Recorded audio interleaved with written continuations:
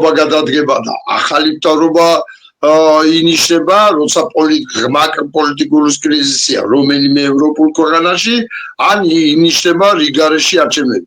სხვანაირად მსოფლიო ისტორია და მსოფლიო პოლიტიკა სხვა ფორმას არ იცნობს ასეთი ღმა პოლიტიკური კრიზისის განტვირთვის და თავიც რო დავანებოთ, რომ გაყალბებულია და მიტაცებულია ხელისუფლება და კონსტიტუცია საერთოდ თავზე დაგვახიენ, სხვა ფორმას ხო, მაინც არ იცნობს მსოფლიო და გამოსავალი მხოლოდ ახალი არჩევნებია.